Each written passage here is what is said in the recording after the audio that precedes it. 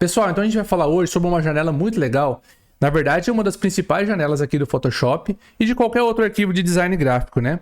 Que é a janela Novo Documento. Deixa eu abrir ela aqui para a gente falar sobre ela. Olha só, essa janela, ela vai dizer para o programa que a gente está trabalhando todas as configurações que a gente vai usar na hora de criar o nosso design, o nosso layout, a nossa ideia, tá bom? Então, por que ela é muito importante? Porque é aqui que a gente vai dizer todas as pré-definições para a gente ter uma segurança na hora que a gente for exportar ou salvar ou enviar o nosso arquivo, que ele vai estar no formato certinho e não vai ter problema na hora da impressão ou na hora da exibição em uma tela, beleza? Então vamos lá.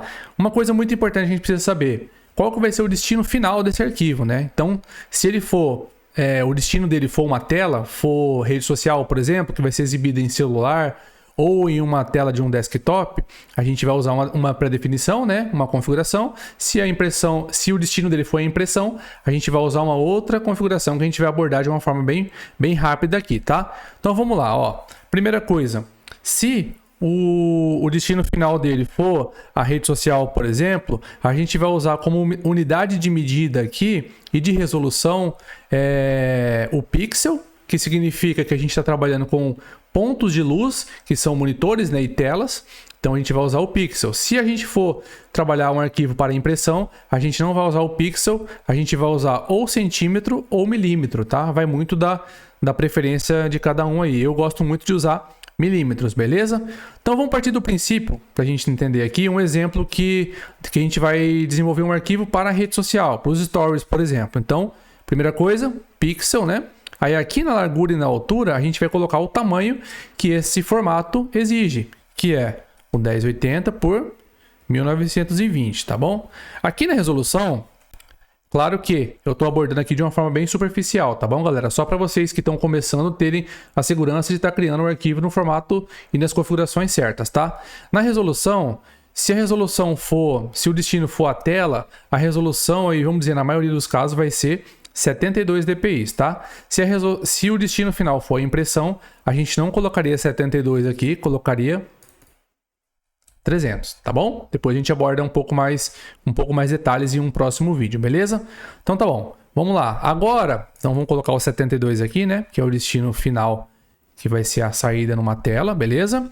Modelo de cores, tá? Se o destino for uma tela, o modelo de cor já está certo aqui, que é o RGB.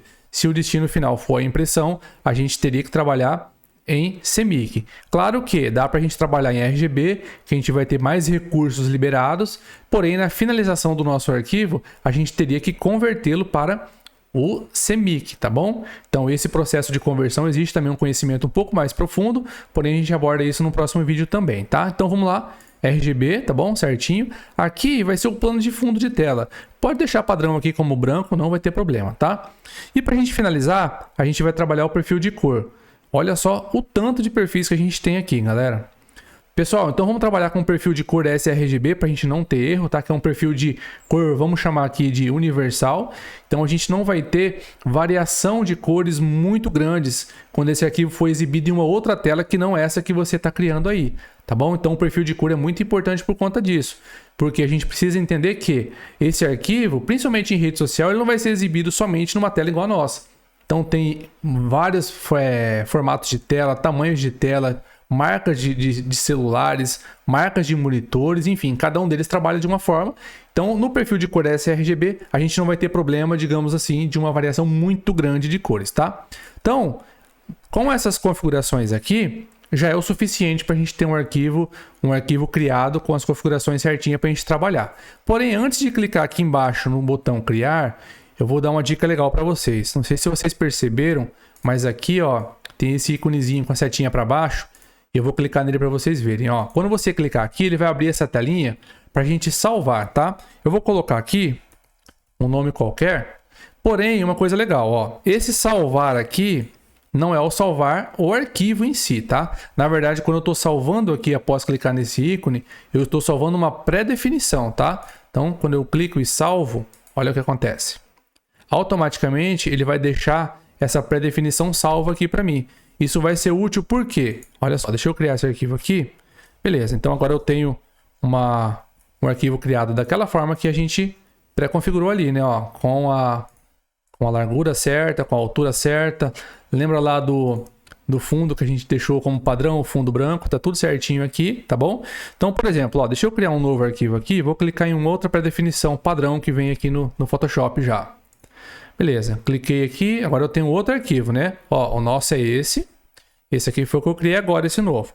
Quando eu clicar em novo novamente, que o atalho é o Command N, né? Ou você pode vir aqui no arquivo novo, você vai perceber que ele vai trazer as pré-definições, uma outra pré-definição que não necessariamente foi aquela última que a gente criou, tá bom? Então, agora você pode vir aqui em salvo e selecionar aquele que você deixou pré-definido, ó.